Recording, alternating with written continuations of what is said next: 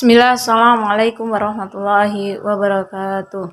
Innal hamdalillah nahmaduhu wa nasta'inu wa nastaghfiruh wa na'udzu billahi min syururi anfusina wa min sayyiati a'malina. May yahdihillahu fala mudhillalah wa may yudlil fala hadiyalah. Asyhadu an la ilaha illallah wa asyhadu anna Muhammadan abduhu wa rasuluh. Allahumma sholli ala Muhammad wa ala ali Muhammad. Puji syukur kehadirat Allah Subhanahu wa taala yang mana telah memberikan rahmat dan hidayahnya sehingga kita dapat dan mampu menjalani Ramadan kali ini, sehingga kita sampai di penghujung Ramadan. Salam serta sholawat tidak lupa kita curahkan kepada junjungan kita Nabi besar Muhammad Shallallahu Alaihi Wasallam, yang mana beliau adalah suri teladan kita, membimbing kita dari zaman kebodohan menuju zaman yang terang benderang penuh ilmu seperti sekarang ini.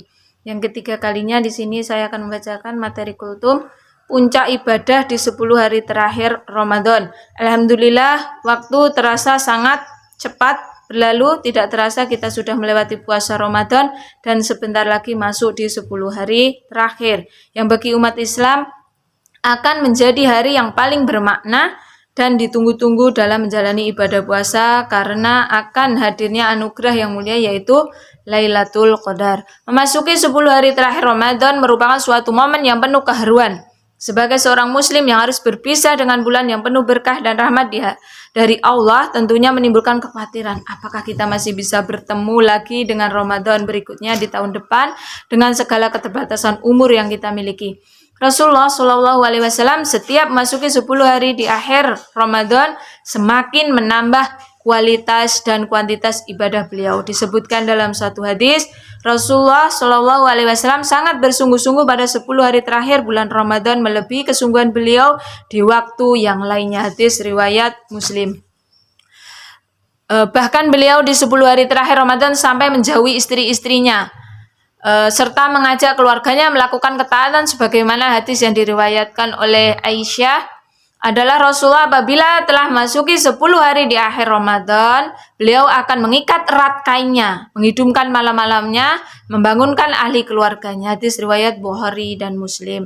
Ibu-ibu Aisyah yang dirahmati oleh Allah, bagi orang beriman yang ingin memperoleh pahala dan keridhaan Allah, maka pastilah di hari 10 terakhir ini akan digunakan untuk mengikuti amalan yang telah dicontohkan oleh Rasulullah Shallallahu Alaihi Wasallam beserta keluarganya. Bahkan hari-hari tersebut menjadi hari yang istimewa dengan lepasnya dia dari berbagai rutinitas hiruk pikuk kesibukan dunia. Waktu 1 tahun yang melelahkan akan disisihkan untuk istirahat dan bermunajat kepada Allah. Setidaknya ada beberapa amalan yang dianjurkan dikerjakan di 10 hari terakhir bulan Ramadan. Di antaranya yang pertama, 1, memperpanjang sholat malam pada 10 hari terakhir. Rasulullah SAW tidak tidur. Beliau menghidupkan malam-malam tersebut untuk beribadah, sholat, zikir, dan lain-lain hingga waktu fajar.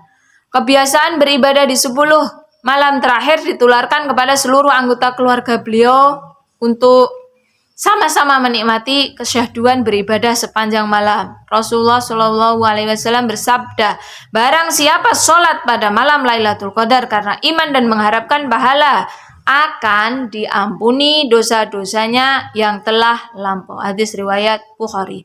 Sebuah harapan untuk seluruh umat manusia adalah bagaimana agar seluruh dosa-dosa yang pernah dilakukan di masa lalu dapat terampuni di sisi Allah melalui amalan-amalan ibadah qiyamul lain.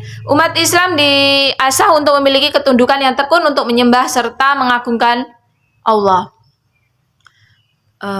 Yang kedua, memperbanyak tilawah Quran, memperbanyak membaca Al-Quran menjadi salah satu ibadah utama di 10 hari terakhir. Tidak sedikit umat Islam yang larut dalam tilawah Al-Quran sepanjang malam baik di masjid maupun di rumah. Tilawah Al-Quran adalah ibadah ringan dan memiliki keutamaan yang besar. Selain itu, bulan Ramadan disebut juga bulan Al-Quran, karena di bulan Ramadan Al-Quran merupakan wahyu dari Allah yang diturunkan kepada Nabi Muhammad SAW melalui malaikat Jibril. Yang ketiga, memperbanyak sedekah. Kalau kita sedekah di hari-hari biasa, Allah berjanji setiap satu kebaikan akan dibalas 10 kebaikan. Bagaimana misalnya jika kita bersedekah Rp1.000 saja di bulan Ramadan dan di malam Lailatul Qadar? Berapa kebaikan yang akan kita dapatkan? Tidak terhitung tentunya. Maka mari di akhir Ramadan kita tebarkan kasih dan sayang kepada sesama saudara yang membutuhkan uluran tangan kepedulian kita. Yang keempat, memperbanyak doa dan zikir dan istighfar. Para ulama sepakat bahwa doa paling utama pada malam Lailatul Qadar adalah doa memohon keampunan atau maghfirah daripada Allah. Rasulullah SAW bersabda, katakan kepadaku wahai Rasulullah, apa pendapatmu jika aku mengetahui suatu malam adalah Lailatul Qadar? Apa yang akan aku katakan di dalamnya? Beliau menjawab, katakanlah ya Allah, sesungguhnya Engkau Maha Pemaaf yang menyukai permintaan maaf, maafkanlah aku. Hadis Tirmidzi dan Ibnu Majah. Kelima, melaksanakan itikaf. Rasulullah SAW bersabda bahwa Nabi melakukan itikaf pada hari ke-10 terakhir di hari bulan Ramadan.